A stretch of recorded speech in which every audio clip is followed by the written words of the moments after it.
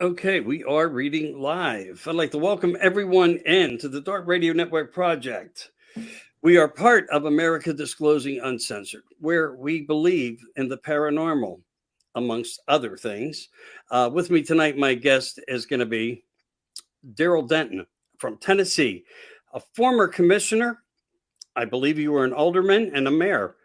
So you come with credibility, a person of logic and a forwardness in his life that has been places, done really good things for people and places. And you also come with stories of the LBL, this mysterious place of 170,000 acres of paranormal and questions, interdimensional creatures, possibly, wood boogers and more, as some of the old scholars used to call them. Swamp creatures was another one that I can remember hearing. Before we get totally into this, and welcome, I do appreciate you coming on and hanging out with me. Are there any restricted areas throughout the LBL? Well, there's quite a few restricted areas you're not supposed to go into. They have them blocked off, and you're really not supposed to go in those areas. There's quite a few campgrounds closed, boat ramps, certain areas that are closed and supposed to be off limits for the public, but people still go in there on occasion. But it's run by the National Forestry. It's not a national park. Right. It's the U.S. Forestry actually runs the LBL, but it is a strange place. I basically researched there. I have a team that I've been with for quite a long time. Of course, a lot of you know Martin Groves. He's been my best friend 43 years. And, I was a commissioner, councilman, mayor for altogether elected. I believe I was in office 7 terms altogether. 20 years as a mayor. And Martin was chief deputy sheriff in my county, and we were real close friends.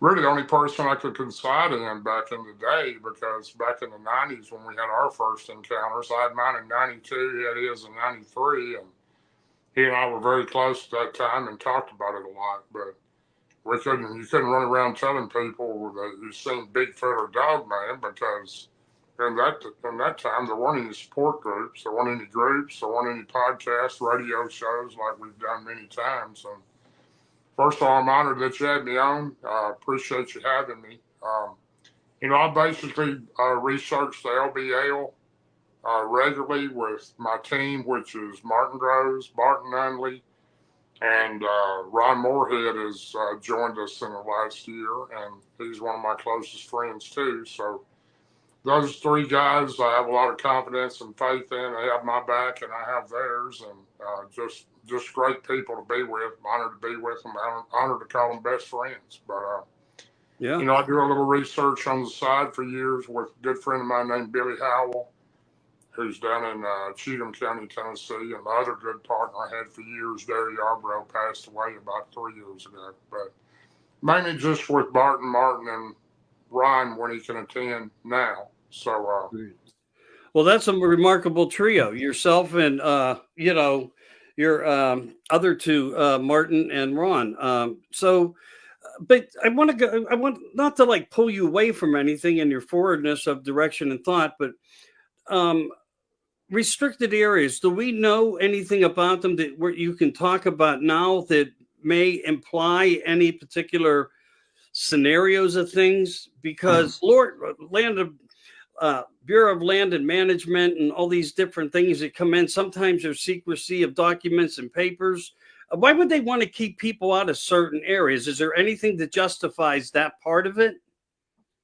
Well, I don't have anything in writing from the U.S. Forestry. We have our own ideas what we think the reason is, and I'm not sure that that's every location, but there's been a lot of encounters in the LBL over the years, and right. Martin does a very large amount of research on it, and he's even interviewed a lot of former park rangers, forestry members. Now, it wasn't always the U.S. Forestry Service. It was a park at one time, and it had rangers in there. And they still have rangers, but they work for the U.S. Forestry Service. Martin's done a lot of work on that and talked to retired officers, just credible individuals that have had encounters and witnessed things that supposedly went on there. I personally think that they don't want you in there because they know what's in there. That's my opinion. I can't prove all of that. And I do know that and I do believe there are people that have went missing there. I don't know about currently. I don't keep up with it on a regular basis, but Martin has done, like I said, a tremendous amount of work on it. And, we go in there, and go in some areas that are pretty strange. And we've seen a lot of crazy stuff in the LBA. We've had Bigfoot encounters, dogmen encounters. Martin and I have a documentary coming out in about a week or two with Small Town Monsters that we done last October. And it's on the massive dog man that he and I seen about 7 foot away from us in October of 2022. And we've seen other ones since then. I seem to have something about me that Bigfoot, or I call them forest people, I do think there's a difference.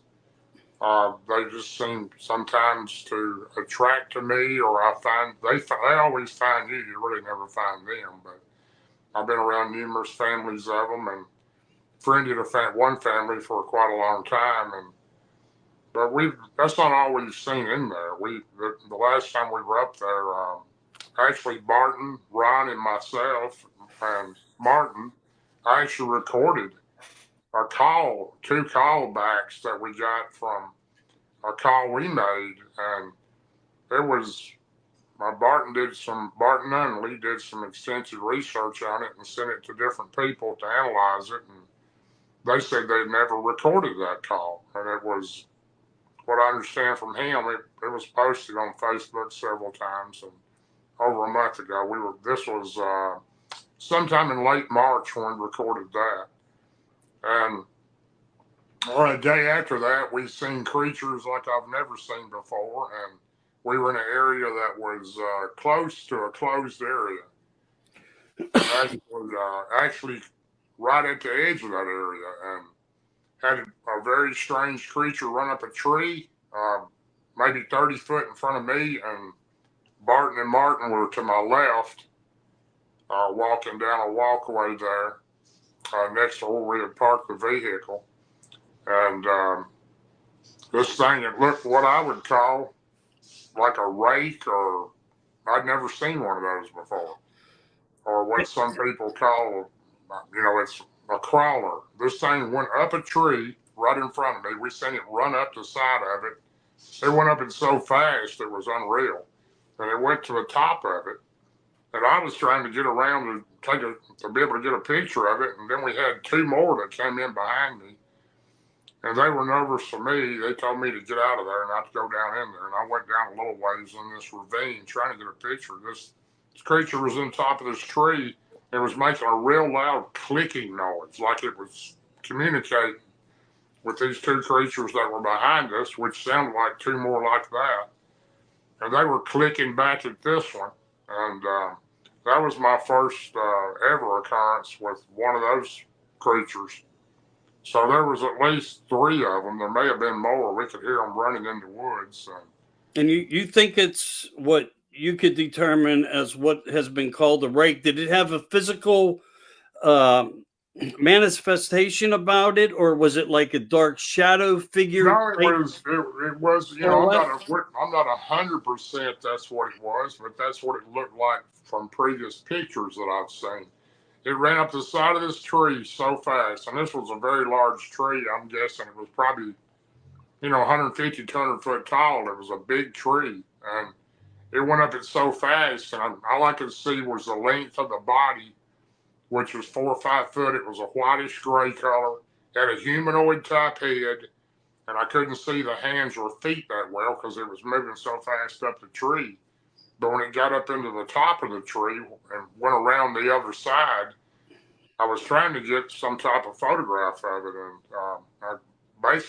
I couldn't get a photograph of it. Of course, we're in the dark. I've got a flashlight, and they have flashlights too, and we're in an area that people aren't supposed to be in too, right on the outside of it. But it was definitely there. They got pretty frightened because we could hear other ones running in the woods. It sounded like they were trying to surround us. So we all decided. Martin seen it run up the tree too. We all decided after, I don't know, it's probably 15 or 20 minutes, we just left the area.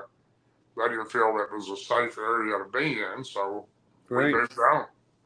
Yeah, that's like when hunting the paranormal is at the same token, the paranormal's hunting you, and you encounter something like this that you never seen. But I've heard you in a previous interview also make that other statement when you were hunting and up in a tree and waiting on some deer, doe, and some yearlings to run away, and then you had that experience with Bigfoot in your younger days. So you're right. You must have an attachment of some sort.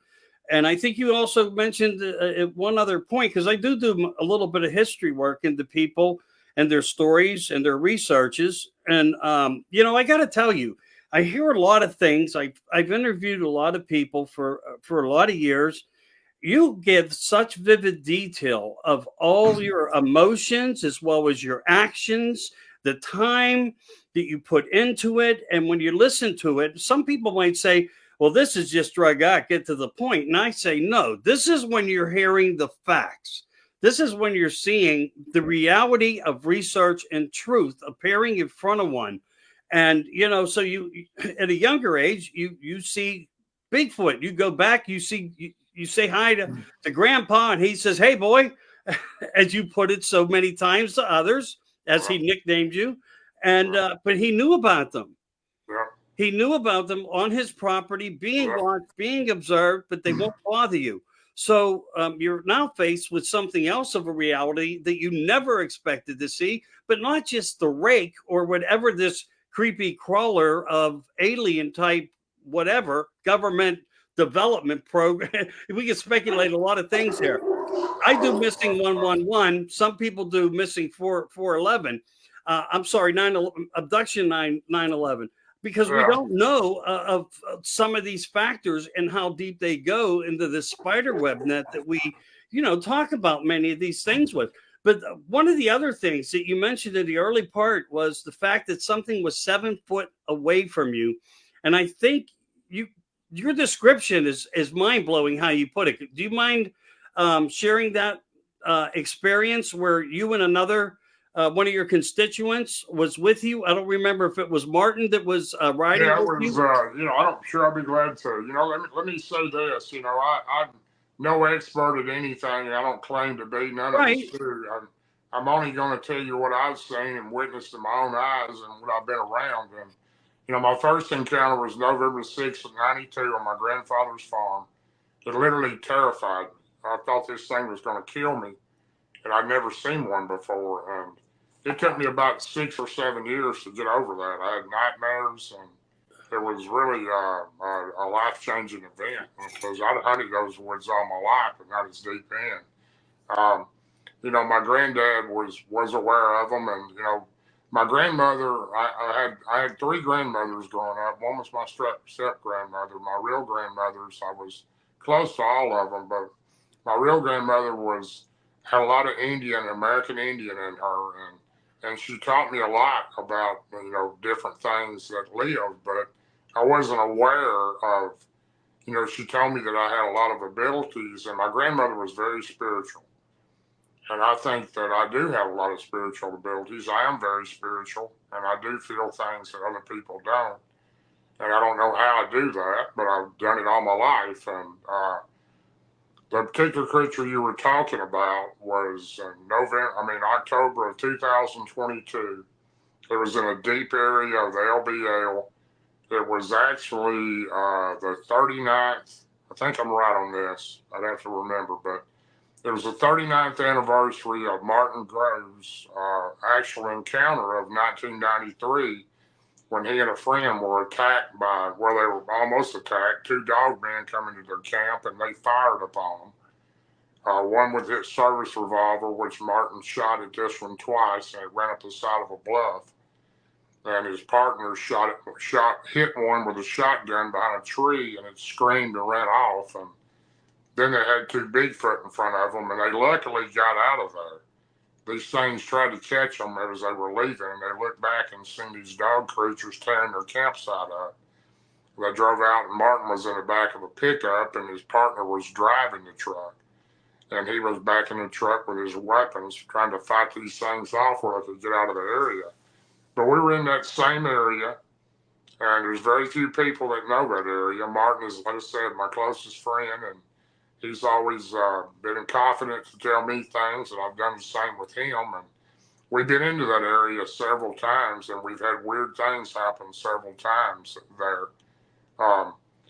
Just weird things. I mean, like we would hear Bigfoot chattering, and I knew they were there, and he had certain things happen to him. He has some type of ability with the dog man or dog creature, some people call it. But just that particular night, we were real close to that area. We had been riding. If you've ever been to the LBL, it's so spread out. There are little gravel roads and little dirt roads that go forever back in there. You can go 30 miles in and make a left and be on a little road that goes nowhere. They're to the right, they're to the left. Every roughly 100 yards, there's a road that cuts off to a different area. And we had just stopped to eat right before that. We had a snack. We'd been there for 2 days. That was our second day there. And we found a lot of dogman tracks and a lot of things that we were looking for and other signs of creatures we were looking for. And our goal that night was to go back into that area and see if we'd seen anything. And we had you got to picture these roads. You can't just run down them at 30 or 40 mile an hour. These are dirt and gravel roads with holes in them, and some of them are washed out, and people have been in there and made them muddy and made ruts, and you've got to go slow down them. This particular road was a little better than the other ones, but we had just turned on this road and maybe doing 2 or 3 mile an hour, just enough for the truck to move. And of course, Martin was driving his truck. I was in the passenger seat. Wind was down. It was warm outside. It wasn't real cold, but it was cool. Wasn't burning up hot, but comfortable. And we're just driving real slow, and I'm looking out the window, and I look into this ditch next to this culvert. There's a culvert that goes off to the right, and it goes into a deep ravine where a creek bed is. It's just a rock bottom creek bed. Water's not in it. It's just a dry creek bed. And I looked down, and right next to the truck, I mean, I could have literally probably reached out the window and touched this thing, but it was laying down in the grass, like next to this culvert, and there was a lot of bushes and grass sticking up there. And it was looking right at me. And it was kind of a blue mist looking, looked like a blue mist, like around it and behind it. And I was stopping, I'm looking at it, and it looks like me, and the eyes were real deep, like a small flashlight, solid clear. It had mane on it like a line around its neck. Had a massive head about half the size of the truck windshield.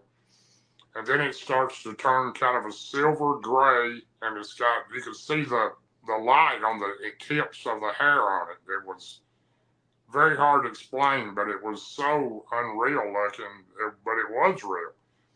This thing was looking right at me, and it was just staring at me, and I looked out the window at it, and it was just right off the edge of the road there looking at me. And I looked at Martin, and by the time I got out, you looking at what I am, he goes, I already see it. And about that time, it stands up. It didn't come toward me. It went to the right of the truck. It went behind the truck.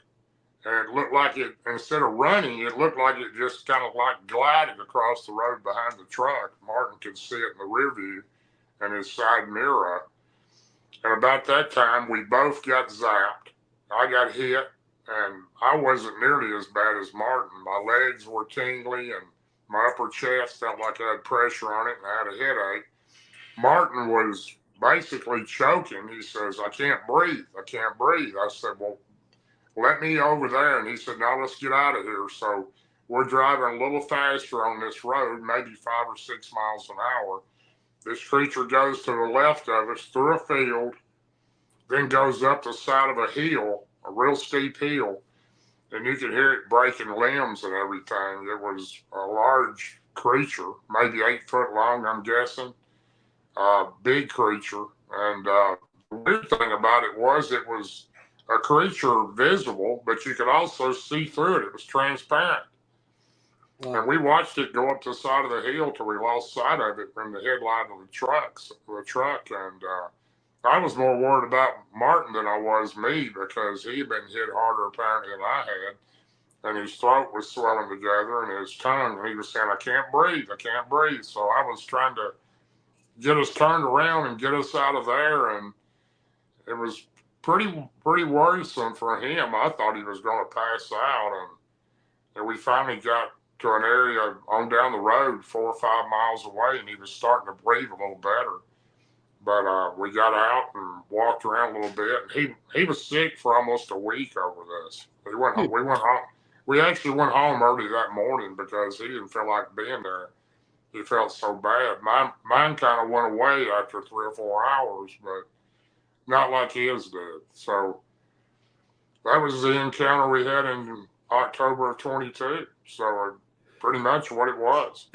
That's pretty amazing. I mean, I've listened to everything. I was looking done because I was trying to share to a couple of groups I promised who wanted to see you. Sure. They said to make sure on it, but I heard everything you said, and I'm impressed by your analogy of what you think you saw, but it's with some confusion, not by how you're stating it, but it makes me wonder about these natural energy ley lines, the probability of... Oh, yeah. I definitely believe the ley lines play a big part on certain areas, because where they cross, if you take the ley lines and you lay them across, just for example, the United States, if you lay the United States map across, even we're going back to the Mission 411, which I followed Dave Pilatus. He's a friend of mine, and I keep up with him pretty regular. The U.S. map, if you lay it on top of the missing, a lot of the clusters are in the same areas that all the natural caves are in. And then you put the ley lines together with that, and there's ley lines everywhere. There can be one running right through your backyard, but it seems to be more frequent where they cross over and over, patterns of them. And actually, myself and a good friend of mine named Rick McKenzie, that's also in my group, we studied that for probably a whole summer. We were big time into these ley lines, trying to figure out what the meaning was and why so many of these clusters and different creatures have been seen where there's numerous ley lines crossing over each other, where they're all intersect. Right. And that seems to be a pattern of some kind. I don't know what it means, but there's something to do with it. Of course, the ancient Egyptians lined everything up with a ley line. Matter of fact, most of the pyramids are built because in a certain area because of the ley line, where the distance, direction, and everything is based on the ley line. Yeah, it's all mathematical to the stars and with them. And yeah, it's like, if you really want to base it, being the Egyptians of doing that initial setup. I totally don't agree with that as far as how I look at it. I'm not saying it's wrong, but I say they were a good representation of being there when people were waking up to a scenario, talking about it and sharing the theory behind what that was. But getting back to the point of the ley lines and these things that we don't understand, I would agree with you 100% that there seems to be something that of an element, some type of element of substance there that it coincides together. And so the land between the lakes and the scenario that, I mean, it just seems to open a gateway of many things because you're describing portal beings of something that are translucent, but yet that you can see them as a manifestation of matter, of a physicalness. Sure. But yet it's almost like they could be here today and not tomorrow, in this minute or this moment, but not in the next. and there's nothing you can do about it. But yet your eyes observed it. You know what you've seen. You have credibility to what you've seen, and you're making it and putting on record. And to me, that's the type of data that we need to have more of, because it's a matter of importance. Because there's so much. I mean, I'm like you, as you said, I'm not an expert either. I talk to a lot of people who I feel are experts, or at least have a lot more experience than I do. I look at a bunch of roadmaps, you might want to say, of many things, and try to go back and dig to the deeper components to figure out why, and why representations exist also in the world of things of similarity that look like what we're seeing now. Right. And it makes me wonder, do we have military deep underground complexes below level 7? That makes me wonder, in my focus of mine, are they touching or playing the hand of God with something we don't know about? Is that the natural activities of some of these energy places are kind of like what they were trying to do in CERN, Switzerland, and which some of the constituents over there who were working underneath said that they actually achieved opening a portal to 17 different dimensions. Now, I don't know if that's factually true, because it's coming from he said, she said sources, but the source of it, the person of science behind it, doesn't theoretically talk about it. He talks about it as they had success with it. Are they opening a gateway? Are they trying to understand something? And do we have placements? Are we, it's mind blowing when you look at it, but we're also understanding that as a component. And now it doesn't give anything to what we know about in some of the old school stories that are out there of people being abducted by Bigfoot, where even Russell Easterbrooks even wrote about that. That was one of his major stories that he wanted to put when he published his book, of how early things were going on. But it just seems that there's some type of fluid line that fits into the narrative. And David, to say this publicly, I think David's a fascinating person, and I'm glad he opened up Pandora's box amongst himself and his theory of thought of saying there might be something more to this criteria of everything. Oh, yeah. But when we look at things the way your grandfather exposed to you as they were and who they were and his awareness of them, and as he reminded you, it didn't hurt you. Even though you had the fear of God put in you,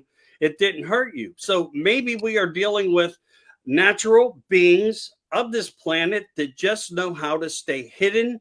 And on a rare occasion, maybe this person or that person or whatever causes them or allows them for someone to see them as they are, as a physical being, which they probably are, because even when I talked to many other guests, and one that really stuck out to me was Ernie Dubois. And he talked about how hand gestures and looks and eye contact, where you saw teeth, anger, and yelling.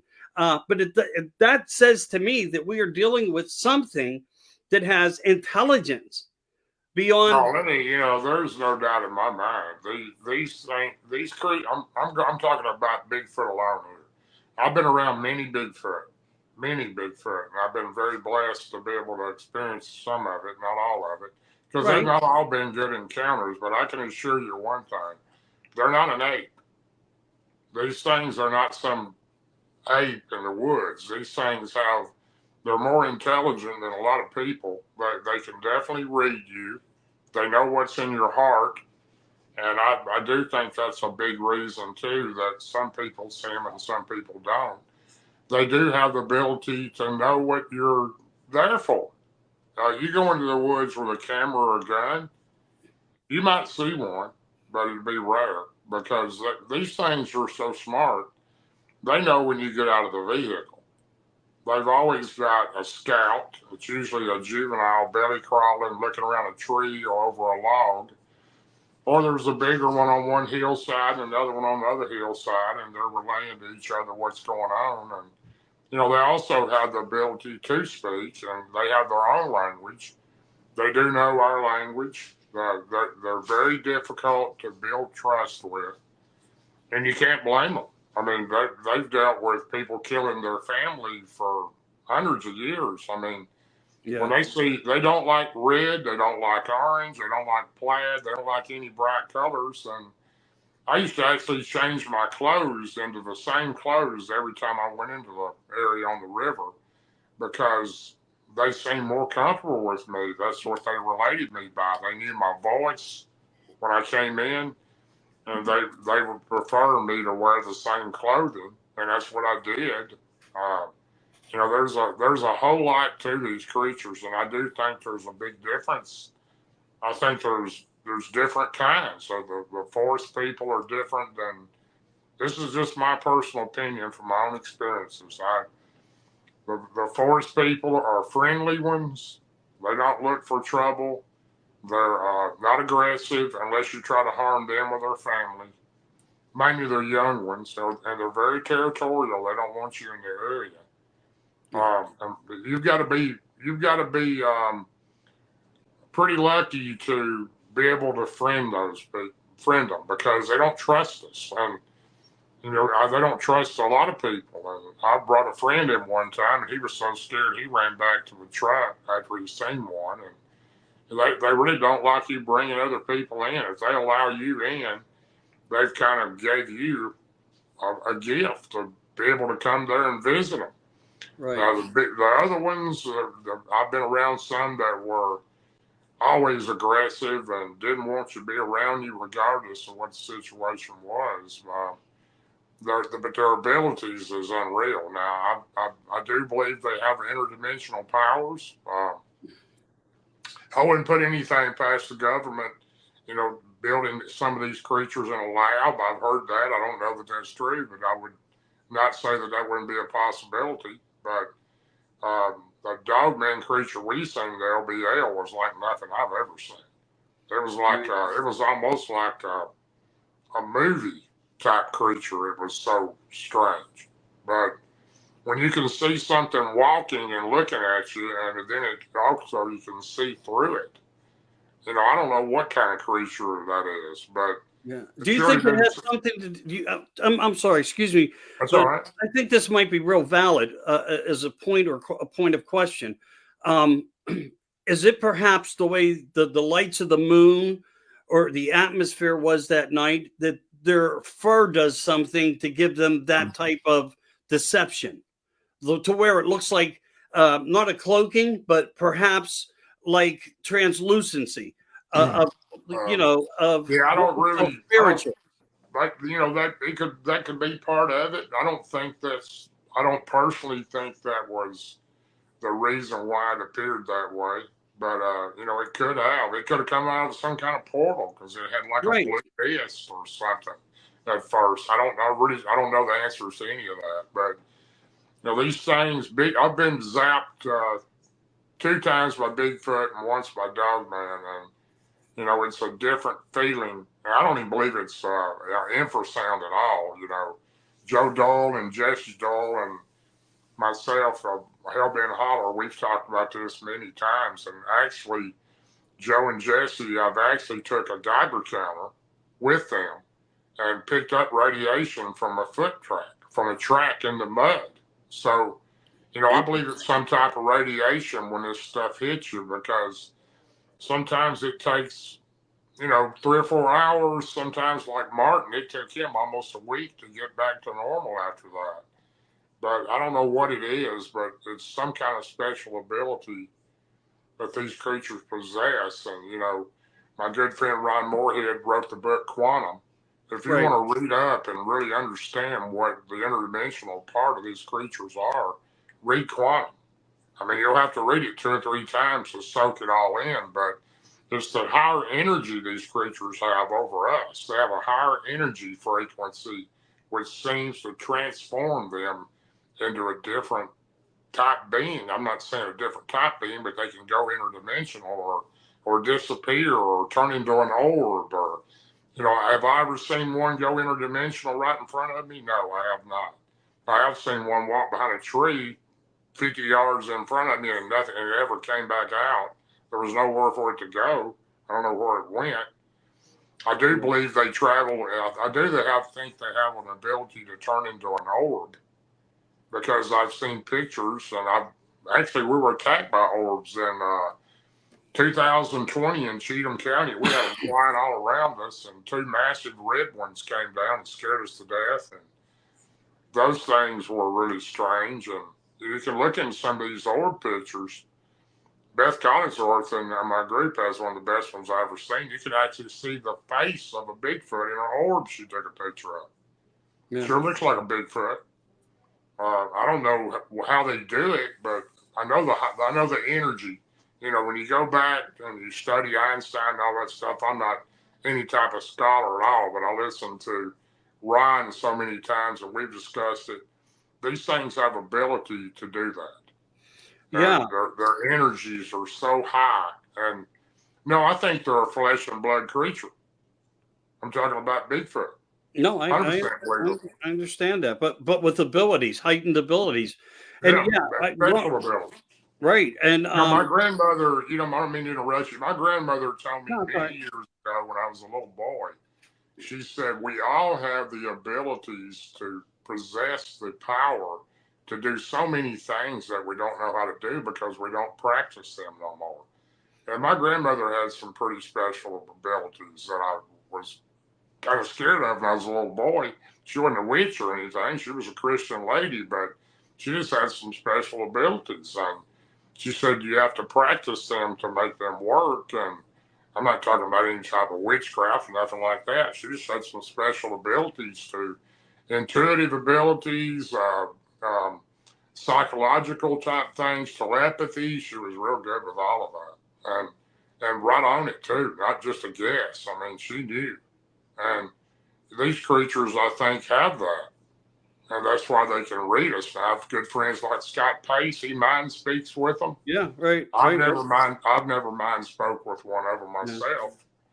But I do think they can. I was always kind of afraid when I could feel them trying to do that. I was afraid it'd be a bad one, and I didn't want to get caught off guard by one of those. But because they're not all friendly.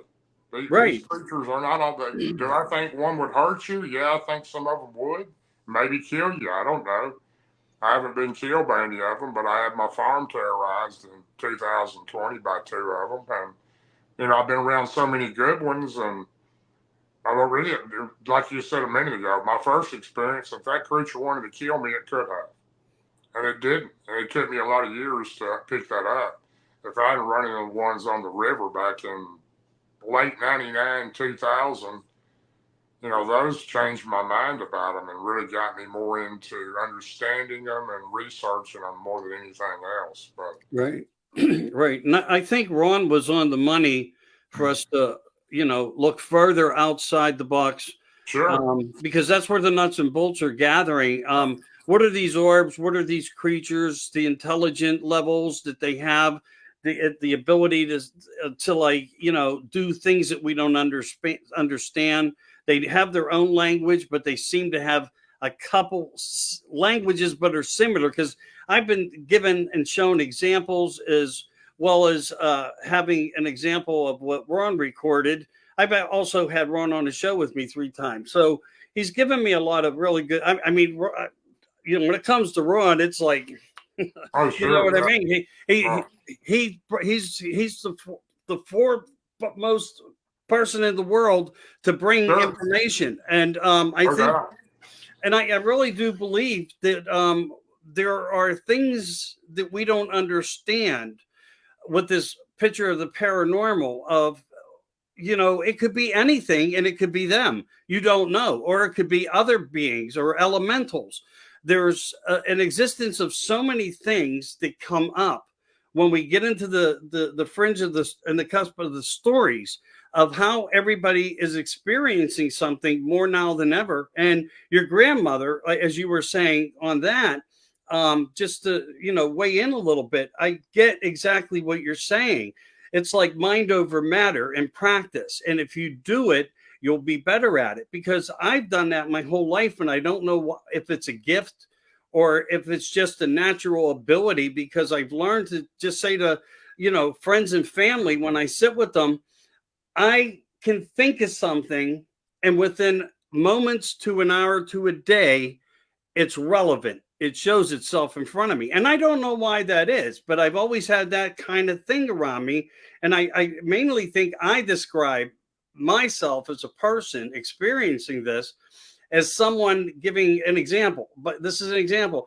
I could work on something I never had to work on before, and I'm kind of pushed. I was pushed or pressured into the scenario, like, "Hey, you're the guy. That's why you're here." And no, I didn't sign on for all of it, but I'll give it my best shot. And the next day, I would go into work and fix it. And I don't even know how I got the information. I just know I went in. I had a logical moment of thought within it. I touched this. I did that. I made sense. I, used science, and I based an analogy of, and I fixed it. And those things have always happened to me. So yes, without a doubt, the mind, if you let it work for yourself, for itself, for who we are as a being outside of this shell, it will collect the data that we need and put things together. However, that doesn't mean we have all the answers to the questions at the end of the day. We still keep going forward. And I do see all these things that you described around my life. I just don't have the time yet. I hope to soon in the future where I could give a call to you someday and say, look, I know you guys are going there. I want to come down and be part of it, and really get my hands dirty into the networking that you guys do, because I only get to see what I see because there's something where I get to see something. So for me, I have my own little story of fascination that surrounds me. And even last night, and I wasn't even the first person to see it, but they said, look, it's right there. And I'm like, where?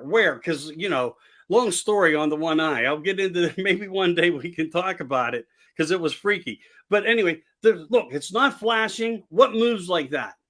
And why is it moving, so oddly? And then two minutes later, something follows it. I think there's something in the skies over Pennsylvania that I think, I'm just saying this, we're not exactly on the same level of discussion here. This is ufology, but there are things that I believe are in the skies, but they are our own military experiments happening.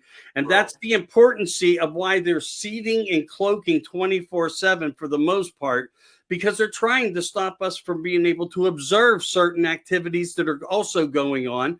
And then they're utilizing a second method to what that whole purpose behind the them trails can really do. So it's a multi-dimensional facet of weaponry and hiding and deception. And so it was really funny. And last night, as I said, I wasn't the first one. They were like, hey, look, right there. I'm seeing it. And it wasn't no airplane. It made no sound. And how we can compare that was there was a plane going in the other direction at a different altitude, and you could hear the engines in that one and see the flashing.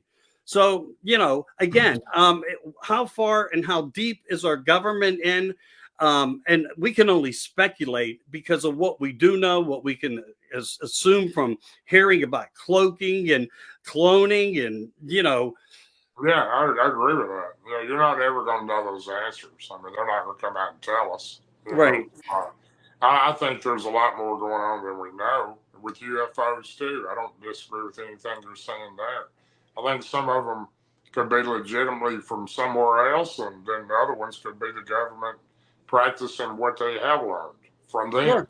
So, and I believe that. I don't disagree with any of that. But when you're I personally believe there's so many things that we don't know. And that goes with the experience of being out in the field like I've been doing for the last 30 years, along with Martin and Barton Unley and of course, Ron Moorhead. He's been doing it for a lot longer than that, and with the Sierra Sounds. But, when you get that many people together that I'm fortunate enough to be associated with, we've got the number one dog man person in the world in Martin Groves. You got the number one Bigfoot person in the world in Ron Moorhead. Then you got me and Martin are just researchers and had a lot of experiences. It all works together pretty good. We usually try to come up with some kind of idea of what we think. And, we seen a creature in the LBL on the side of the road. That was so strange in March. It looked like a bear. Martin and I both seen it. It was big, huge, like a big bear, but it was sitting on its back end on the side of the road, had a head that looked like between a kangaroo and an anteater without a snout. But it looked like a bear with that type of head. This was also in the LBL. The first time I'd ever seen that creature. So Wow. I have no idea what that was. I've Yeah, never what do we even call that? You know? don't have a clue. And since then Holy cow. I've talked to several people about that. And Cherokee Dion, she said, "Well, I seen one of those in the swamps of Illinois about 3 years ago. It sounds like the same thing." And she had told me that before, and I'd forgotten about it because I talked to her pretty regular. She's one of the better researchers that I know, and she's had a lot of experiences with weird stuff down that way too. She's in Southern Illinois, but yeah, these creatures are everywhere. And do I think there's more now than there used to be? I definitely do. I think there's more Bigfoot than there ever was. I think there's more forest people. I think there's more dog. I think the dog man population has grown. Other people say, heard a statement not long ago there might be 4,000 Bigfoot in the U.S. Now, I'm not criticizing anybody, but there might be 4,000 in Tennessee.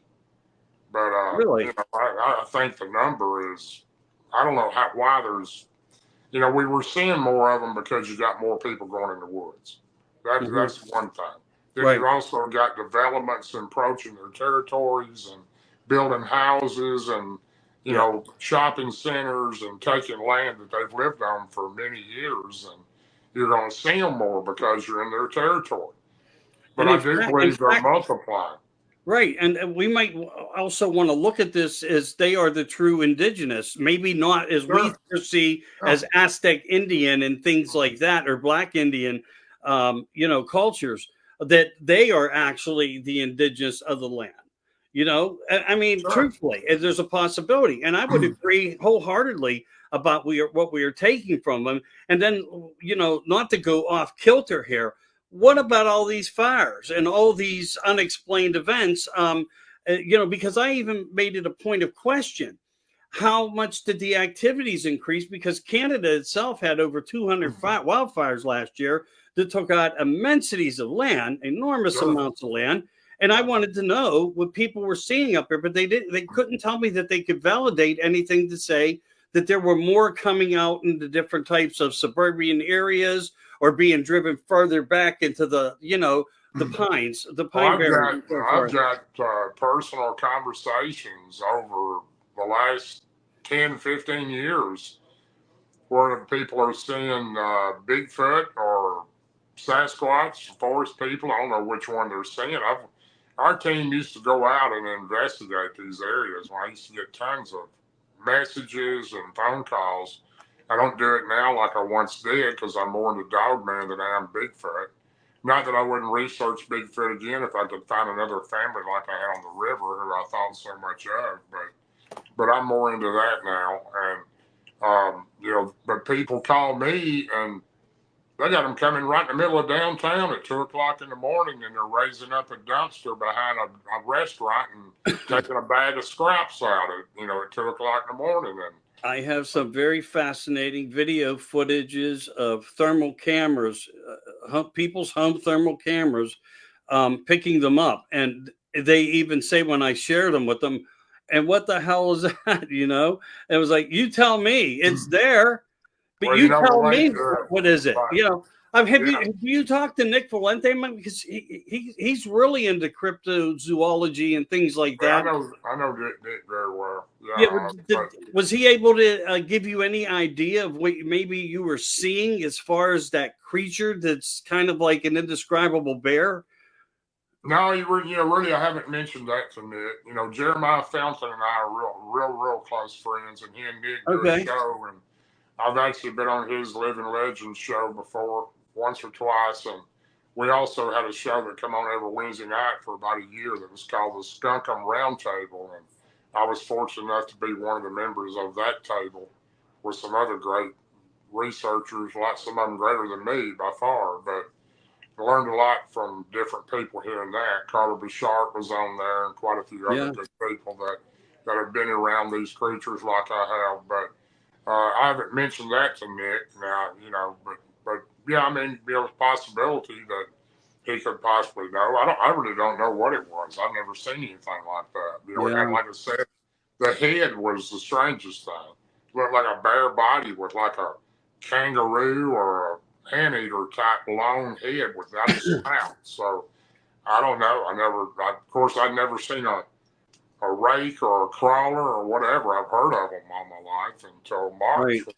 Seen that going up a tree. So there's so many things out there, and the more you're out there, we spend a lot of time in the woods between October and March. We're out there a lot in certain areas that we research and we know there's things there. And we don't do a lot in the summer because it's so thick that you can't get in and out and you can't see when you get in there. It's hard enough to see when all the leaves are off the trees in the area we go in. I've been in the LBL, and this was last May of 2023, not even a year ago. And it was Martin Nunley, Martin Groves, myself. We were actually having a get together there at some cabins at one of the least frequent areas that you have any encounters, a place called Hillman's Campground. And we would have a get together there called the Brotherhood of the Wolf, which Martin calls it that. That's his little get together. And since he's one of my closest friends with Martin and Ryan, we all had a get together there, and he had his wife and a couple of her friends, and he had another friend named Matt with Elijah and Gabby Henderson, who are close friends of ours. They go with us up there and hang out. And of course, they do Cryptid Studies Institute, and they're just super people. And some other people too that go with us. But they want it. Strangest thing in the world. All three of us sitting at the camp with a fire going. 2 carloads go out to certain areas. Matt and Gabby and Elijah go out in his vehicle, and Letitia Barton, Nunley's wife, and 2 other ladies went out in her vehicle to certain areas. I'm telling you, the moon, this sounds impossible, but it did. All of a sudden, we're at the camp. The moon goes from completely white to almost orange red for about an hour. And we're at the camp, thinking, well, we were going out next. We were letting them go, then they were coming back. And we're talking about just riding certain areas that we know stuff had been seen in. And that was the first time that Matt and Elijah, actually Gabby Henderson, actually seen a dog man cross the road right in front of her. She'd never seen one. And there was hundreds of snakes crossing the road. The same time period now when this moon went red-orange. And they were seeing all kinds of snakes cross the road. They mentioned hundreds of them crawling across the road. And deer running across the road. Then they seen a dog man creature run and stop and look back at them and run across the road. Same time, Letitia and her 2 friends are out and they see a Mothman right in the middle of the road. All 3 of them see one. It's not a tall one like we've seen in the recreations, but it's a smaller one, but it looked just like a Mothman. It had the red eyes and the wings and everything. They come back with these stories going, we can't believe what we've seen. And then all of a sudden, moon goes back to the normal color, and we all went out. We didn't see anything.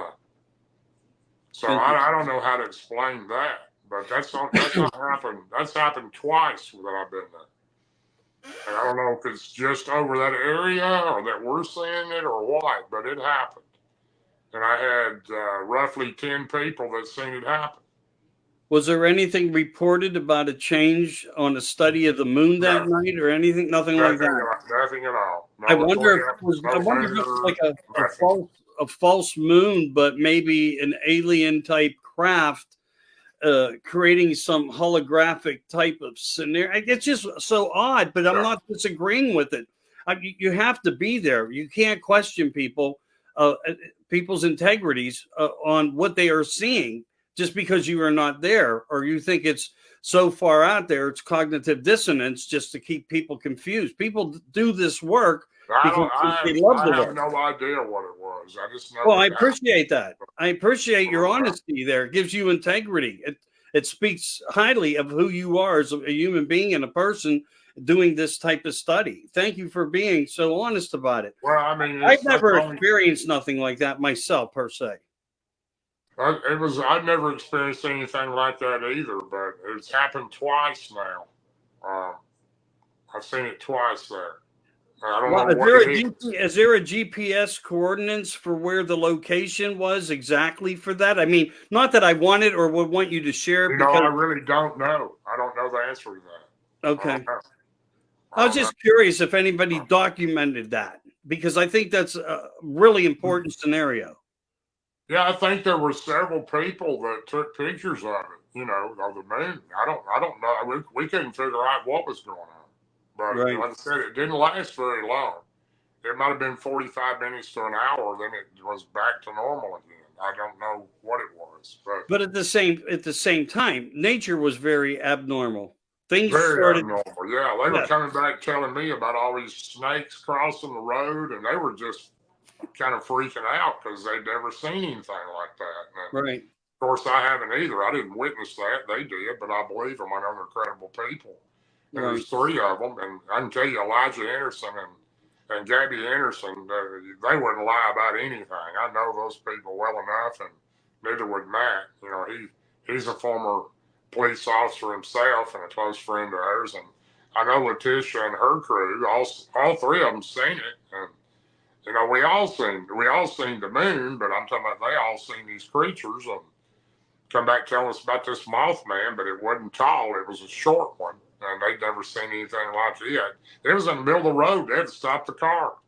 They were just standing in the middle of the road with his wings, and they were just scared them to death, and they'd never seen anything like that.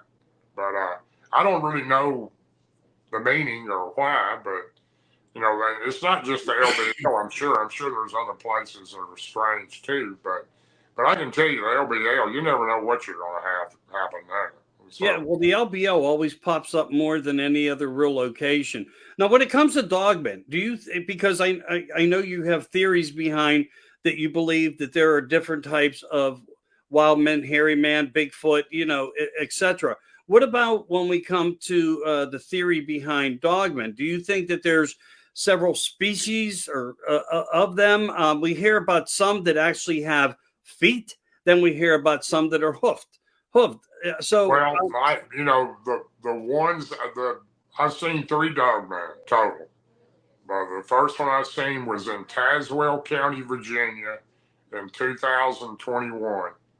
A gentleman in a store where I was drinking coffee one morning. He came in with his young boy, and the man who owns the little country store is of Indian descent, and he don't understand the language that well. And this guy said, "Do you know anything about creatures?" And I was just sitting there, and I kind of turned around. I heard the creature, and I wasn't very far from the counter, and I was listening to him tell this guy, "We got some kind of creature that's killing our goats. My great aunt owns a farm, and these creatures are this creature or some kind of creature is killing my aunt's goats." And you know, and the Indian guy kind of looked at me, and I got up and went over and talked to this guy and had a conversation with him. And super nice guy. He wanted to know if I knew. I said, "Well, I don't know. I don't know what kind of creature you have." And he said, "We don't know either, but we hear it." And you know, and he told me where he was located, and he invited me to come out, and I did. I spent almost 3 weeks out there before I finally when I first went out there. It was a good drive. It was 2.5, 3 hours. I didn't realize it was that far away from where we were at, but that was the first. I knew when I seen the pen or the little shed area where the goats had been. The goats had already been removed. I didn't get to see them, but they were all killed by some kind of creature. And you know, walking around the goat enclosure area, you could see some type of track. And I knew that it wasn't a Bigfoot. I knew that it was probably a dogman because I've seen many a dogman tracks. These were a little bit different than some of the dogman tracks I've seen. But he told me, if he could go up there, and there was a creek he had to go across to get to his house, drive through this little creek. It wasn't deep or anything. And he went up and turned left to his house. And I actually went up there and tried to stake out to see what this was. And I spent altogether about 3 weeks up there. I would go over there in the middle of the day and wait till the evening because he said that's when we always hear this thing. And it's coming down through this field, and the place he told me to go was up on a little hill through a gate, and I parked my truck there. And I could overlook this large field that was probably 200 yards wide and probably maybe 400 yards long. And it was fenced where the goats had been. And I was just about giving up, and then I had binoculars, and it was right before dark. This was in October of 21. And I thought, well, I'm not coming out here anymore. I've been up here enough. And this was the last. Luckily, my eye catches something in the corner of the field up there where the fence is. And I take my binoculars out and look, and I could see it. I couldn't tell what it was, but when it crossed the fence, then I could see what it was. It looked like a dog, but it didn't run like a dog. Now, this field had sage grass and spots in it, so I would miss part of it as it would run through that. Then it would open up where I could see it, but this creature galloped like a horse. I mean, it truly galloped like a horse would. It didn't run like a dog. And I watched it run from the very top left corner of this barbed wire fence it crossed, and it ran all the way down to where I could really see it good. I didn't need the binoculars to see it. It was running closer to my area, and it was running kind of an angle across the field, and it ran down to the edge of the wire fence to the right of it where it came in, and I was overlooking that area on the hill, and I seen the creature stop. It stood up on 2 feet, and that's when I really could see easily what it was. It stood up on 2 feet. I could not see its feet. I don't know if they were clubbed or what they were, but I could see its hot right leg from where I was standing. And when it stood up, it looked like a massive German Shepherd. The head looked just like a German Shepherd, except it was a huge head, a lot bigger than a normal German Shepherd. And this creature wasn't real huge. And I know this because of the limb it was standing next to where it crossed the fence. I took a tape measure and measured it, just a little over 6 foot. But it stopped, and it just took its leg and just stepped right over the fence and walked off into the woods to the right. There was a bluff there on the right, and it was real thick in there. But that was the first dog man I'd ever seen, and it was solid black, looked just like a German Shepherd in the face. Didn't have any distinguishing crazy features. It was just looked like a massive German Shepherd that walked on 2 feet. So, and I went back and told him what I'd seen, and of course, I didn't want to scare him to death. He had 2 little kids living there with him and his wife in her place. And, that was my first encounter. That looked like a truly flesh and blood creature. Mm-hmm. Now, what I seen in the LBL in 2022 with Martin Groves, I couldn't tell you if that was flesh and blood or not, because I've never seen anything like that. This thing come out of a ditch. It kind of glides across behind us. It seems to have normal features as a flesh and blood creature, but at the same time, you can see through it. You can see the trees through it, and it's just so strange. It's hard to even explain. It was almost cartoonish, but it was so real. It's the only way I can describe it. I've never seen it's like seeing what you're explaining to me is, and I'm trying to imagine it in my mind on what you were looking at as to how you were perceiving it would be like in the early days at Ripley's Believe It or Not used to be like a hologram when you walk through the door of Ripley himself, and you could see, actually he was like translucent in the projection. of Yeah, how they created that. you could see the body of this thing moving. It was a Right. natural form being. You know, I couldn't see the feet real well because it was in the grass, and I couldn't tell you if it had feet or hot. You know what you mentioned. I just know that it was a dog man for sure, no doubt about that. It looked more like line mane around its head. I'll never forget that real long hair hanging down under its neck, and it just looked back at us and went through the field and just went up the side of the hill, and you could hear it break. It sounded like it was just breaking limbs and everything as it went up the side of that hill. That's mind blowing. All right, so I got a question for you though, because you said that you have seen what you believe have been. No, we don't see a lot of dogman prints, and again, I'm not skeptical, but I'm trying to be clear on a couple descriptions of what people claim to have seen when they seen a dog man, dog woman, whatever. You know, because we only look at it as Bigfoot, Dogman, but we don't have a diversity of genders to them, unless like the Patty film that seemed to have some of a different nature of sexual content as to being able to divide, figure out the information as Sure. it was as male female component of a creature.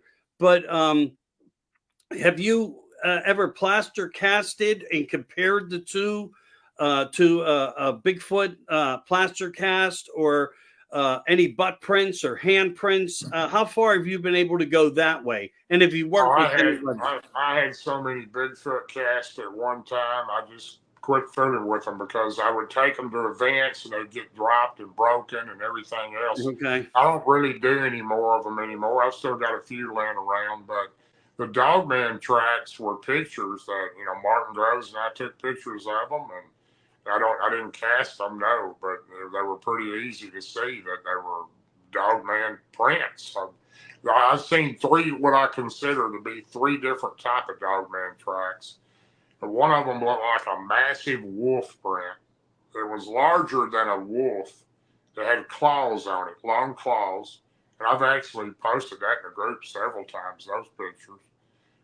We took that from one of the bottoms in LBL in between the lakes.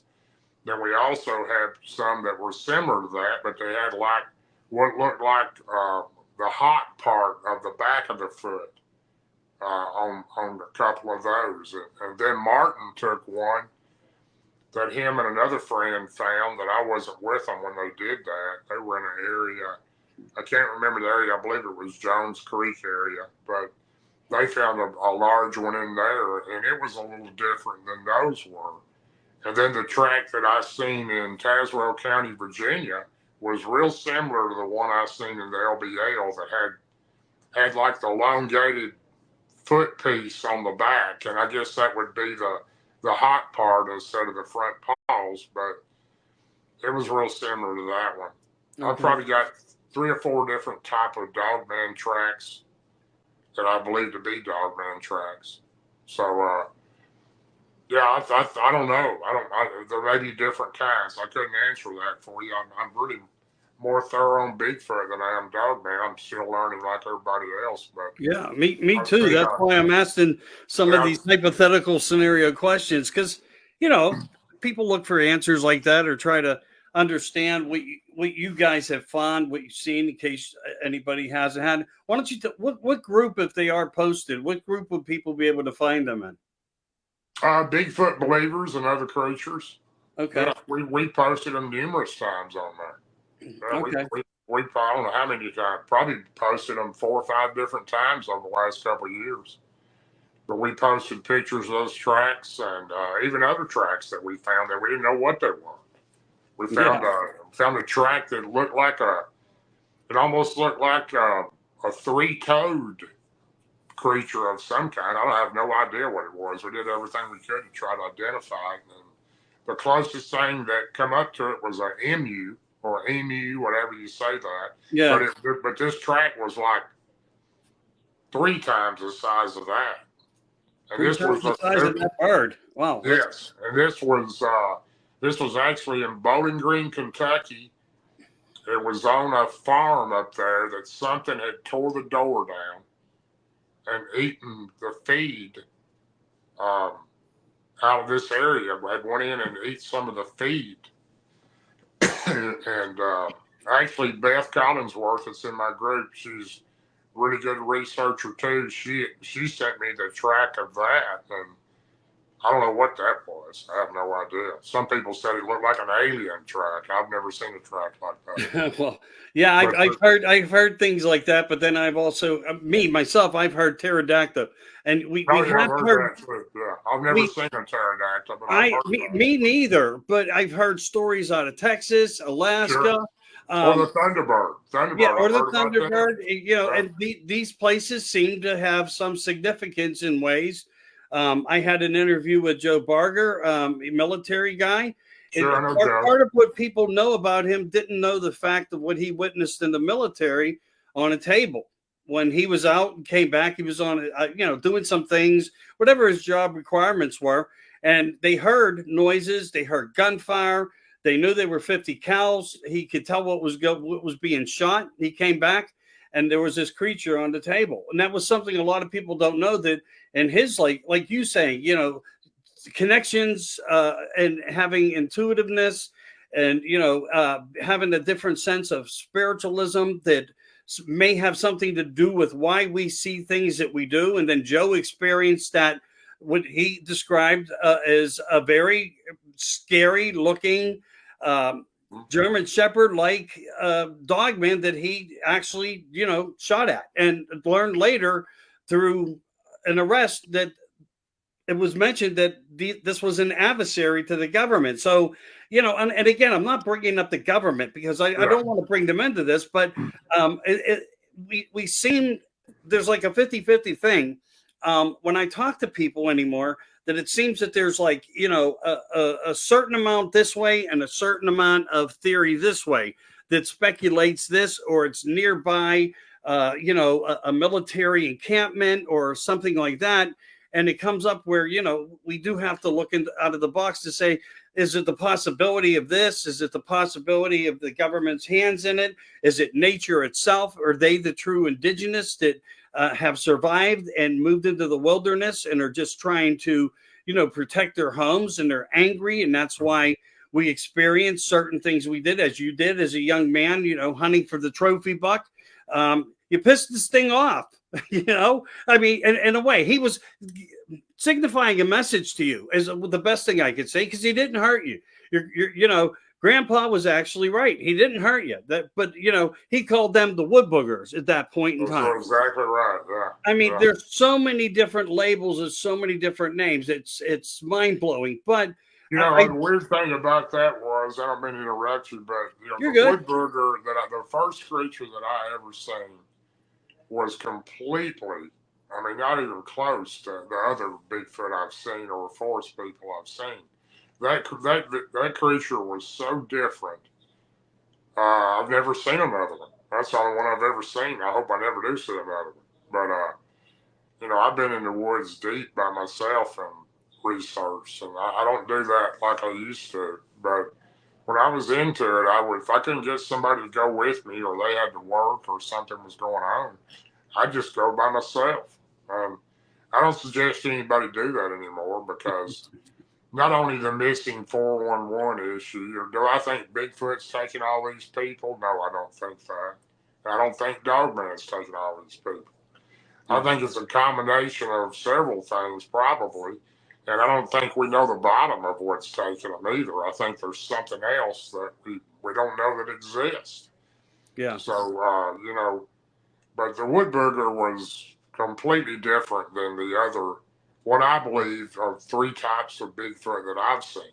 But I know the other two since that were nothing like that one. And that one was definitely the one you don't want to see the first time, because it was probably the ugliest, meanest looking thing I've ever seen. And its right side of its mouth was contortioned. It was like something that you heard about when you were a kid. It's some kind of monster that existed, and you didn't believe it existed, but they do. So, Right. it's just a difference of the way they look. The second ones I seen, that family looked what I call the top three. If you go in, there's several. Back in that day, there wasn't any cell phone. I mean, I didn't have a cell phone in 1992, and you couldn't pull up Google or anything and look up this stuff, YouTube, or look it up. I went to the library and I finally found a book that showed what they called 10 different type of Bigfoot. And the number two in the picture was called a woodbugger. And it was identical what I'd seen, except the eyes weren't red. The one I seen didn't have red eyes. They were black eyes with some white around them. The one I seen later on in 99, 2000, just by fishing, just a complete accident how I run into those. And I became good friends with those. They look more like, in the book, the number 3 or 4, more like the patty type, but not quite like the patty type. Not as, the head wasn't combed, it was more round. Gotcha. And then the other one I seen was what they call the type 4. It seems to be similar to that, but it has longer, stringy hair on its face, like a person hanging down, like real hair, like we have, but curly and nasty looking. More of a people looking creature. Hair all over it, but not right in underneath, not all on its face, under its lower than its cheekbone. Then it was hair everywhere, but it was more different looking than the other two. So I don't know how many different types there are. I have no idea. I've heard 10, 12. I've heard all kinds of different numbers, but what I believe I've seen is 3 different types, and there may be 25 different types. I don't know. Right. Right. Yeah, I mean, it's hard to speculate it, but I think you're right because testimonials from people have been all over the board in ways where we even see we learned by their stories that they expressed that there's some with very that in ways have human traits and Oh, yeah, and they all have human traits. Sure, all of them do. Even the woodburger did. It had a chest like a human. It was fully developed like a, you hear a bodybuilder, it didn't look like a Arnold Schwarzenegger, but it was built really good and it was wide and it was big. yeah. But it wasn't like your regular guy that sits around at the house. This thing was built for it had to survive. Well, more than the built facial features were more human. That's a story. I think Doug just did a documentary with somebody on it, and I don't know if I should say anything because I know there was a lot of time. Melba Ketchum and some other people were, I think, involved with this. I'm not exactly sure, but you may have even heard some things. Yeah, I know. I personally know those people. Some of them. Scott Carpenter was a good friend of mine, and we lost a great researcher when we lost him. And he was just fantastic. True to most honest guy, the kind of guy I like to follow. And he told it like it was. These things are in town too. Don't think they're just in the woods. They're right downtown in the park playing around at night. So I believe. they're Melba Kitchen. A lot of people criticize her. I personally think the world of Melba and think she went out of her way and did everything she could to prove the existence of the DNA. And there was enough samples from so many people. I mean, we're talking about Scott Carpenter. We're talking about Robin Haynes. We're talking about, super credible people that were involved in that. And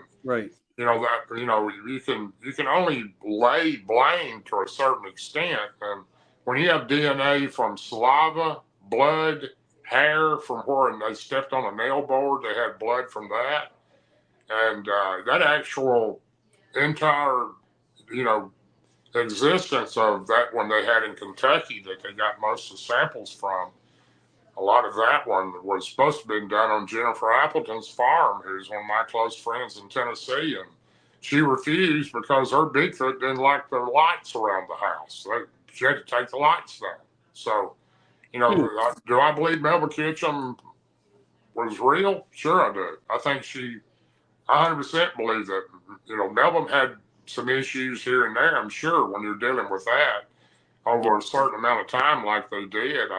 I'm sure there were some issues that came in, but I 100% believe in her credibility, and if people don't, that's fine. They're welcome to feel that way. I mean, Yeah. I believe that. I think it was 59% human female, and the other part unknown. Unknown. So, you know, I mean, when you have over 100 DNA samples, Scott Carpenter had tons of hair where he had back double-sided his tape in the Giffen area, and they were leaning up against the tree.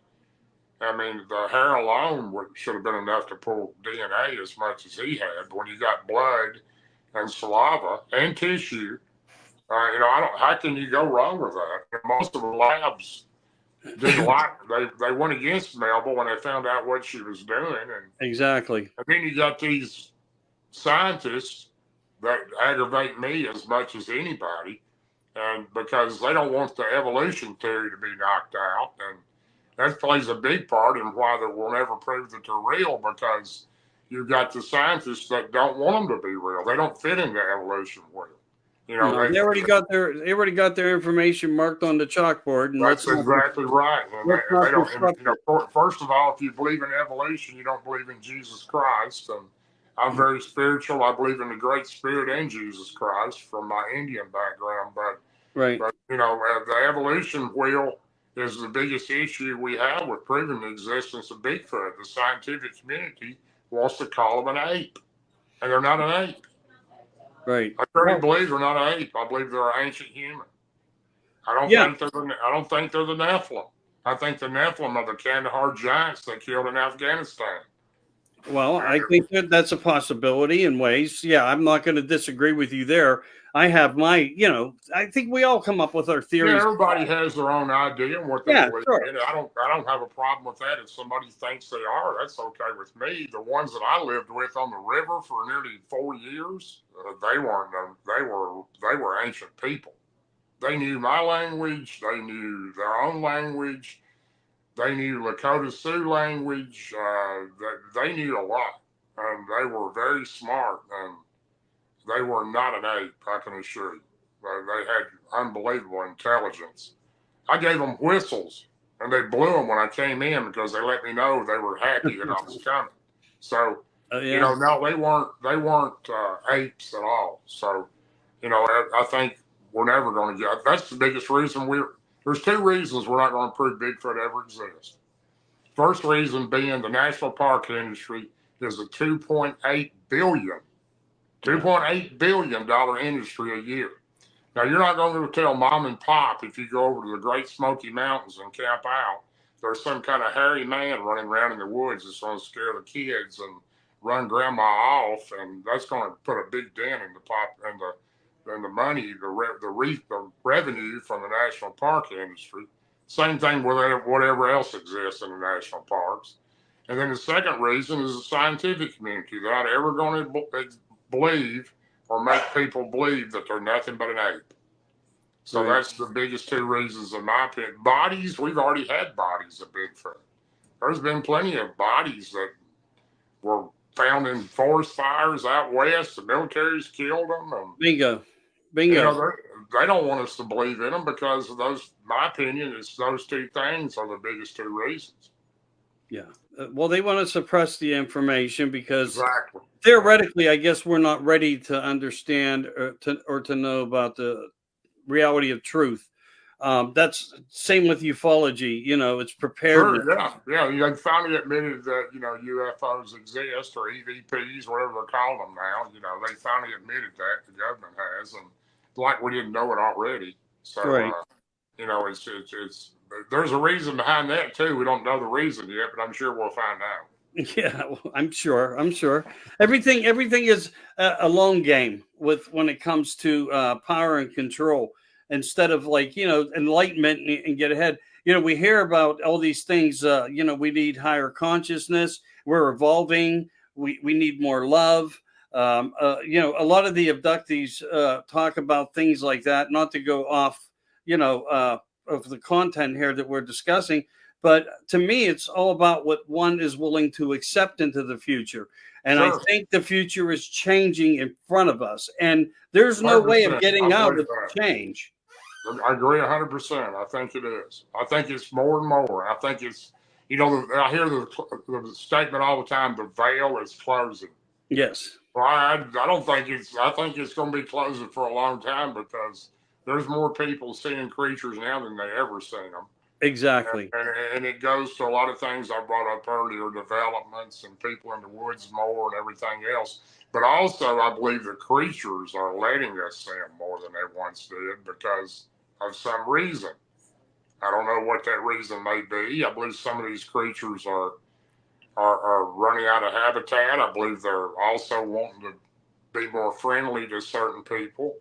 But I don't know about Dogman. I'm not talking about Dogman. I don't know enough about Dogman, but I do know a lot about Bigfoot from just my own experiences. And they don't Right. trust us, but we're also coming into a time when there's so many changes.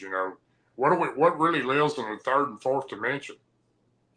It's I mean, hard for us to speculate that because we don't I don't really know. know. We just No, we don't. understand, but we do understand that we are experiencing, and we are all experiencers that are open to this. If you're open, I myself, I'm guilty of it. I've seen many different things in life that occurred right in front of my own eyes, not like yours, but different types of experiences that make me always go back to question Sure. why? Why? The big why question. I used to say, well, what if? And what if gets old? It's regurgitated. It has to be why. And I don't know why yet. I don't. I just know that I have. And I enjoy having guys like you on with credibility and data and research under your belt and greatness of people like, and Martin and Ron and yourself. And I think you're going to make changes for what we need and put different ideas into perspective that's going to make accountability, give accountability more strength. Because you were the guys who the warriors out there doing this job for us. Many shouldn't be out there because they don't go into it knowing enough.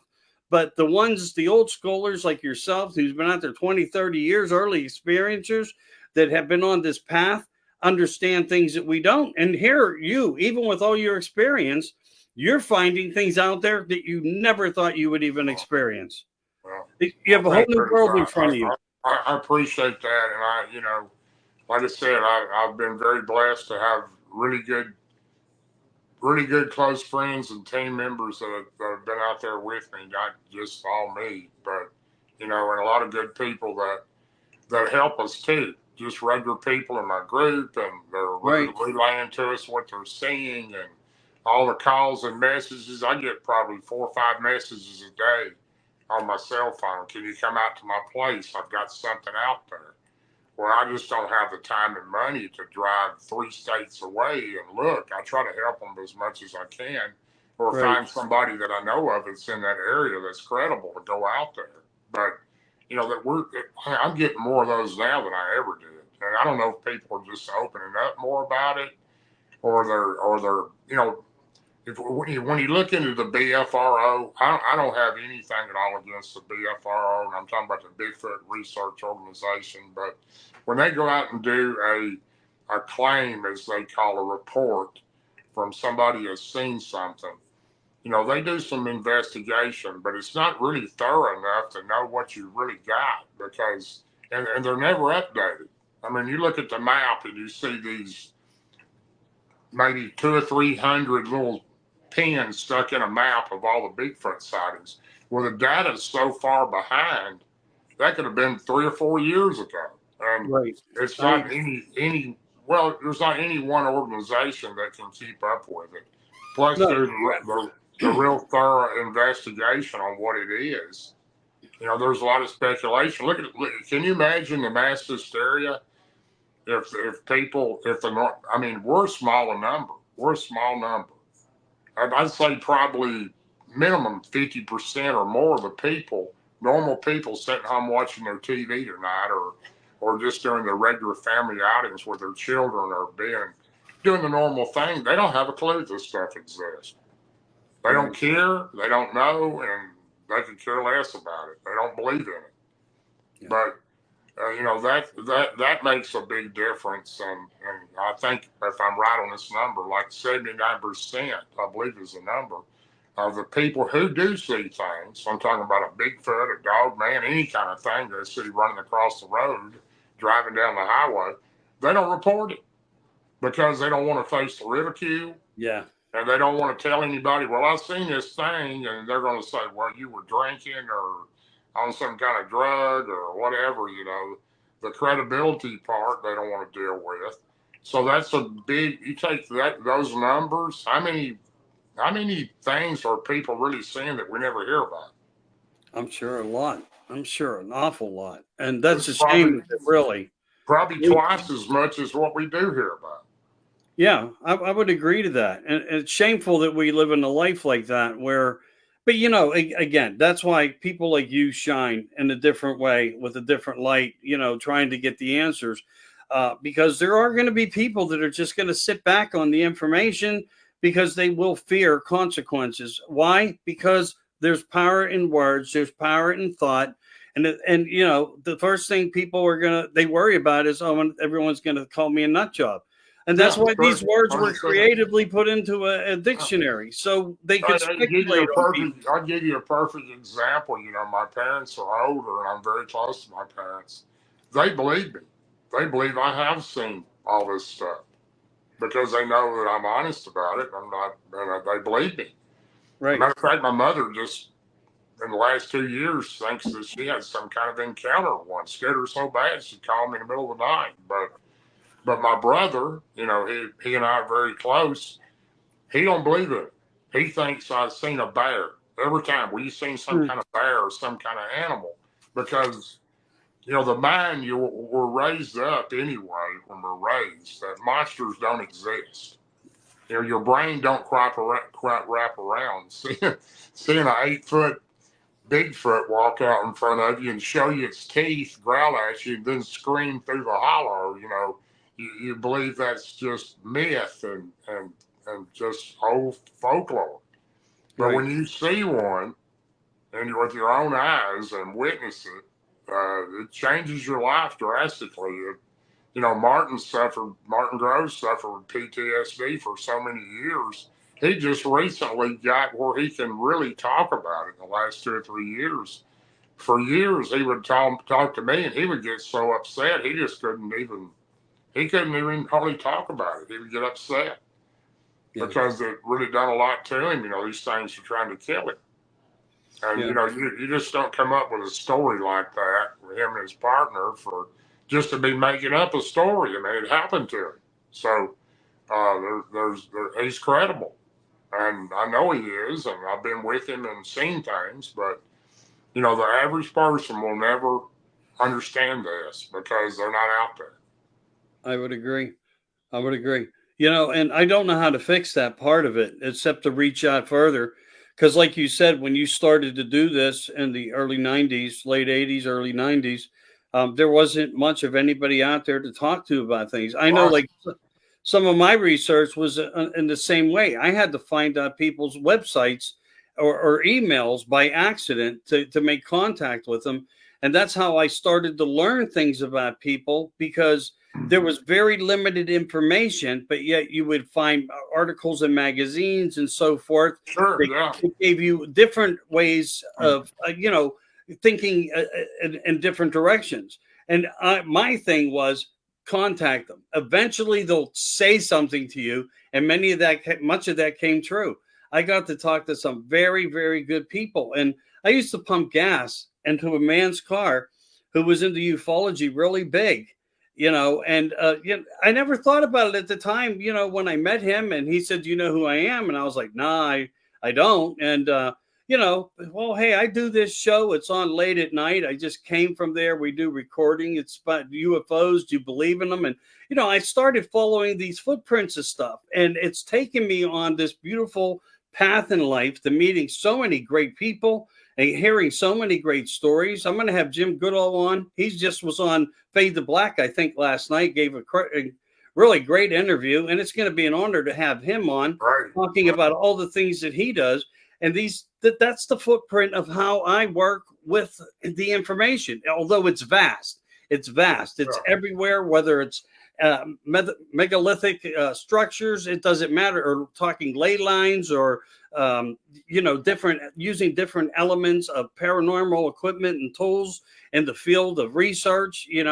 I'm surrounded by it. I love it. But my journey is what it is. I write all my notes into these books. I got them everywhere. I joke not with you. I got boxes full of them, and someday, I'll write a book. But I've been trying to write a book for over 5 years, and every time I get started on it, I'll tear out a page or two and want to go back because I forgot something to add to it. So I know.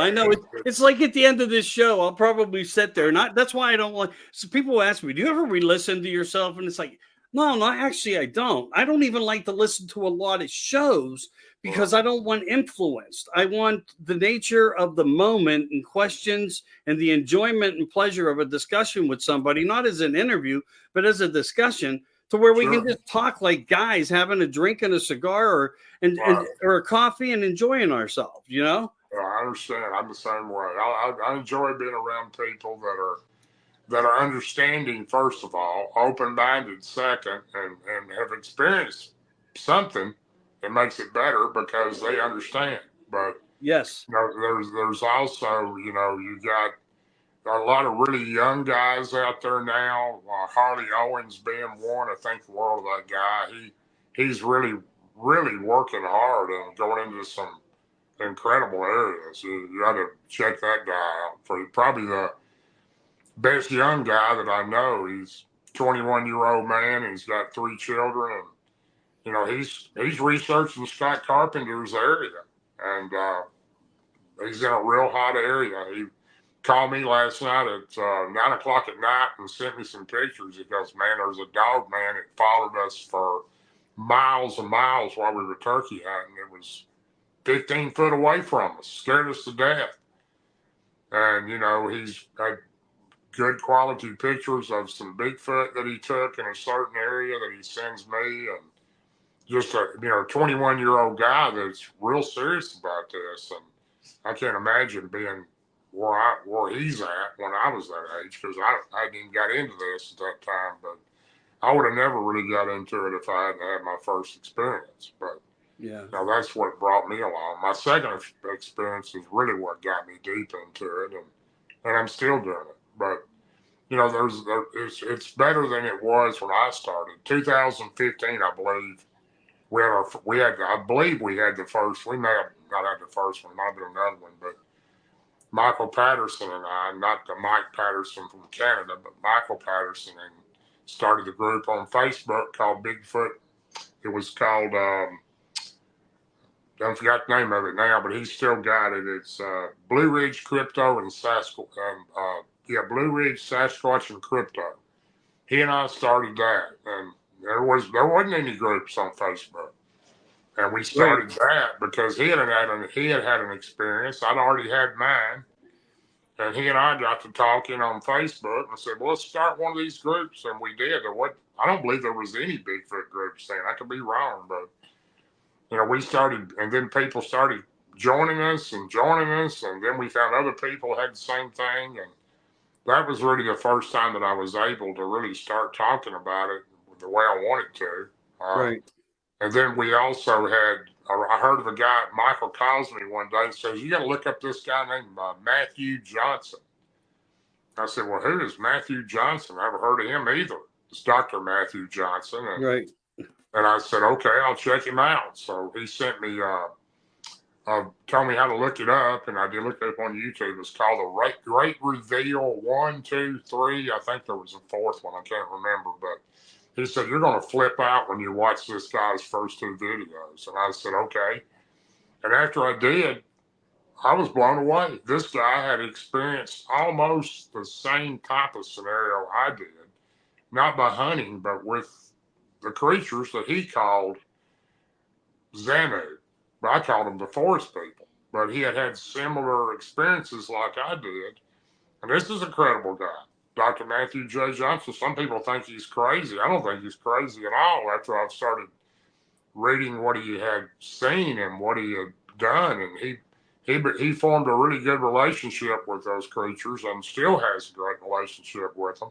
Has a camp called Camp Xanu in Georgia, one out in Washington State, and has people out there, and people have had incredible experiences with the creatures he's had.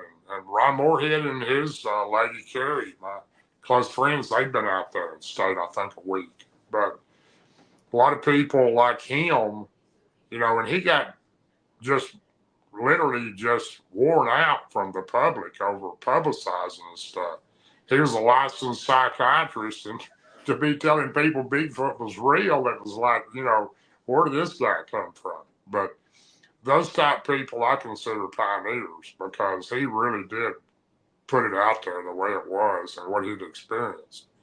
And I'm still a good friend of his, and he's in my group, and I don't care what anybody says about Matthew Johnson. He's a fine man, and he knows what he's talking about. So Yeah, and I you know, I take my hat off to all those guys and plenty others that their names may have not got mentioned tonight, but they're sure, all rock yeah, stars. You guys are all rock stars out there trying to, you know, put the light on to the importance of what's out there, and it's an open format. I mean, people, if they're not willing, they're not going to be ever willing to want to look at it or accept it. But there is a huge enormity of numbers of people who want to know more, who want to learn more. And that's where your impact's going to be most important on what you do and what your friends do for the future of where we go. And who knows, maybe someday, maybe not during our lifetime, I'll be talked about in books about what you guys did to bring the truth forward on the scenarios of what we're experiencing now. And maybe one day when that happens, they'll understand why they're that much closer to humanity. Because, as you said, I think they are amongst us in different ways. We don't know how to actually interact fully with them, but they're true, there if you open your mouth to it. I know when I think about things, things seem to kind of have an effect, and in a way of that positivity. And it could be a person to person thing also. It doesn't just mean that, you know, I'm talking about a Bigfoot experience or a UFO experience or a paranormal of a ghostly experience. It could be person to person. And then I experience it in some way, some fashion, even when it's food. And I bring up a topic of subject.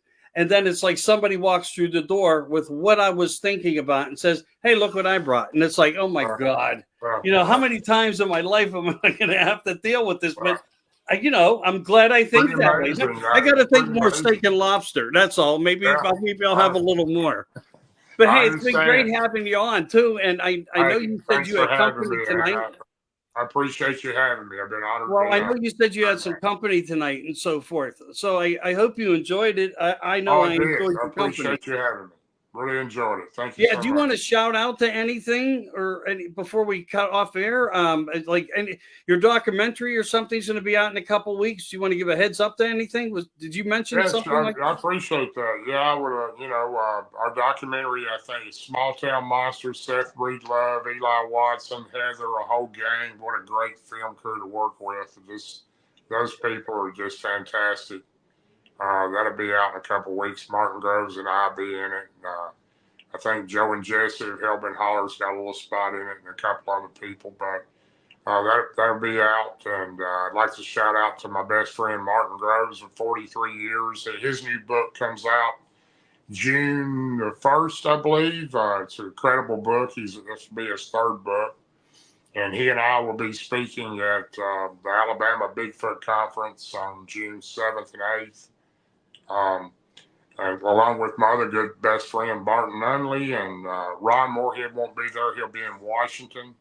But me, Barton, and Martin will be at the Alabama Conference. And Barton's got some super great books. If you want to read something and get your attention, check out one of his. Of course, Ron's books are phenomenal, all of them. Oh, yeah. He's got a brand new one out, too. And you're in book 2. Well, you're also wait here. I did do some reading. Hold on, I did do some reading. You're in book 2 of Martin's book. I'm in book 2 of Martin's book, the whole second chapter about what we've seen. Yeah. Actually, Josh Turner did a book last year, and he listed his top Bigfoot people out there, and I'm honored that he put me in his whole chapter 4 of everything about me. And I've had quite a few people put parts in books, but I'm honored to be in there. I'm just a normal guy that's had experiences and encounters, and I love to research and learn about these things and try to tell people. But you know, I appreciate if y'all all support Martin Nunley's channel too. It's Inhumanoids. I appreciate you having me on. And those guys are so close to me. Jennifer Appleton in the group, Robin Haynes. There's so many, I can't name them all. It's just so many good people. But if you're not a member of Bigfoot Believers and Other Creatures, we'd sure like to have you join us. We don't accept any criticism or no ridicule. So if you're one of those people that don't like a blurry picture, because I know that a blurry picture sometimes can be what I see, but it doesn't look the same for you. And there's some really good pictures too, not just blurry pictures, but you have to be open-minded, just be nice, and we'll be glad to have you in there. So appreciate if you join us. But mainly I want to thank you, Michael, for having me on, buddy. I enjoyed the show. Yeah, I enjoyed having you. Reach out to Ernie. If you get bored in the future sometime, we can always plan another night to do a little more, you know. Hope to see everybody at the Alabama Bigfoot Conference. There you go. Push it, brother. And if you get anything, send it to me and if you already have it, send it to me. I'll make sure that some of my groups get it posted. Sure, I appreciate that. And you guys all do the same for Darrel. He's a really fascinating individual with great story of truth. I'm going to be very specific. That's super important, man. You got to, I just tell it like it is. I don't know all the answers, but I can tell you what I've found out on my own. And we appreciate your honesty. Everybody, thanks for joining us tonight. Again, you have just listened to the Dark Radio Network Project with a fascinating guest, and you know how to now get in touch with him. You know how to get in touch with some of his friends who also have books on. So you learned a lot tonight, and as well as some of his experiences. Please join us next time, where I'm sure we'll have another fascinating guest. And don't miss this Sunday. It's this Sunday, where I'll have Jim Goodall on. And that should be a fascinating show. I can't wait to do, Jim, and step into the future as I am doing with all you remarkable people out there. Thank you so much, America, for having us into your homes. Thank you, Darrel Denton. Thank you all so much. Appreciated you being here. Everyone, thanks everyone for watching. There you go, man. Yeah, and like and share. Get Mr. I'm sorry. I almost said get Mr. Dennis. Get Darrel's information out there. Help us out. Like and share it. And you guys all have a great night. Take care.